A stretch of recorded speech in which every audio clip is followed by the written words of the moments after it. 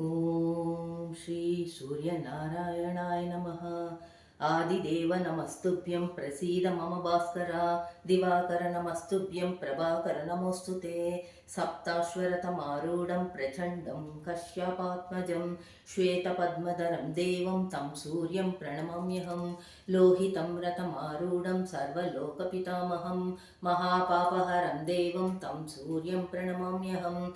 त्रैगुण्यं च महाशूरं ब्रह्म विष्णु महेश्वरं महापापहरं देवं तं सूर्यं प्रणमाम्यहं. बृंहितं तेजःपुञ्जं च वायुमाकाशमेव च प्रभुं च सर्वलोकानां तं सूर्यं प्रणमाम्यहं.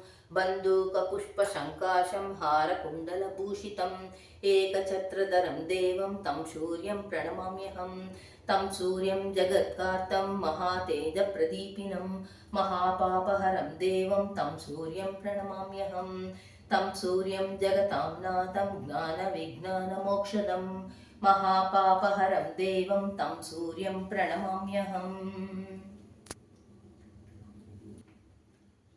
सूर्य द्वादश नामावली. ओं मित्राय नमः, ओं रवये नमः, ओं भानुवे नमः, ओं खगाय नमः, ओं पूष्णे नमः, ओं हिरण्यगर्भाय नमः, ओं मारीचये नमः, ओं आदित्याय नमः, ओं सवित्रे नमः, ओं आर्काय नमः, ओं भास्कराय नमः, ओं श्री सवित्रे सूर्यनारायणाय नमः.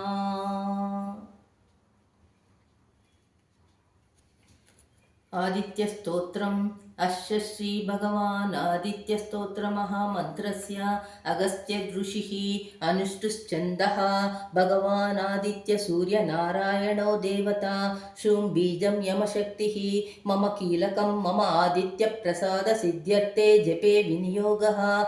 आदित्याय अंगुष्ठाभ्यां नमः. आर्कनीया तर्जनीभ्यां नमः. दिवाकराय माध्यमाभ्यां नमः. प्रभाकराय अनिमिकाभ्यां नमः. सहस्रकिरणाय कनिष्ठिकाभ्यां नमः. मार्ताण्डाय करतलकरशाभ्यां नमः. एवं हृदयादिन्यासः भूर्भुवः स्वरोमिति दिग्बन्धः ध्यानम्. ध्यायेत् सूर्यमनन्तकोटिकिरणं तेजोमयं भास्करं. भक्तानामभयप्रदं दिनकरं ज्योतिर्मयं शङ्करम्.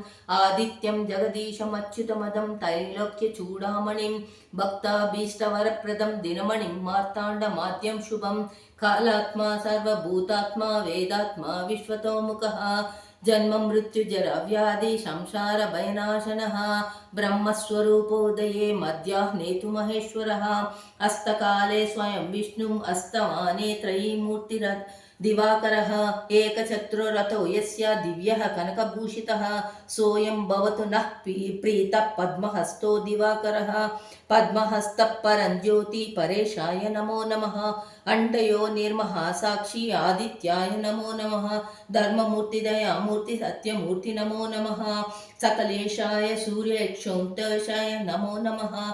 क्षयपस्मार गुल्मादि दुर्दोष व्याधिनाशनं सर्वज्वरहारं चैव कुक्षिरोगनिवारणम्. एतस्तोत्रं शिवप्रोक्तं सर्वसिद्धिकरं परं सर्वसम्पत्करं चैव सर्वाभीष्टप्रदायकम्.